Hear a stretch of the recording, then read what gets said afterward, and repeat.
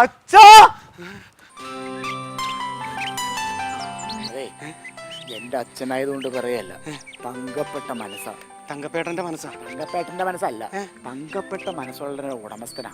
കാര്യങ്ങൾ നീ വേണ്ട വിധത്തിൽ പതുക്കെ മയത്തിൽ പറഞ്ഞ് മനസ്സിലാക്കിയാടാ. ഇതൊക്കെ പറഞ്ഞ് മയത്തിലാക്കി ഈ സാധനം ഉണ്ടല്ലോ നമുക്ക് ചെലവാശാക്കി ഞാൻ റെഡിയാക്കി തരാം. തങ്കമ്മേ, പട്ടീനെ അഴിച്ചു വിട്ടാടേ.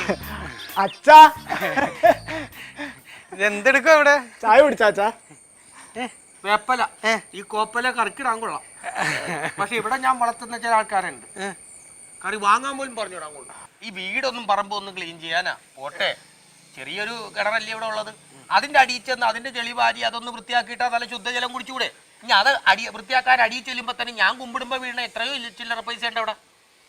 ഇതൊക്കെ ഇവന് കിട്ടൂലേ? ഇതിന്റെ വല്ല വിചാരം ഉണ്ട് ഈ പാഴിന്റെ കൂടെ നീയും നടന്ന് പാഴാകണത്?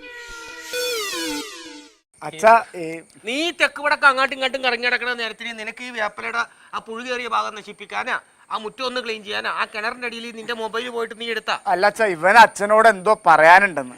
ക്ലബിന്റെ വാർഷികമായിട്ടുണ്ടാവും. അല്ല അതൊന്നുമല്ല, 10 പൈസ ഡൊണേഷൻ എന്റെ പേര് പ്രതീക്ഷിക്കണ്ട. അയ്യോ അതല്ല, ഇന്നാളെ നീ 100 രൂപയും ചോദിച്ചു വന്ന് എന്റെ കയ്യിൽ ഇല്ലായിരുന്നു, 50 രൂപ ഞാൻ തന്നു, അതിൽ 10 രൂപ പ്രാവശ്യം ഞാൻ കടം മേടിച്ചു, ബാക്കി 40 നിന്റെ കയ്യിലുണ്ട്.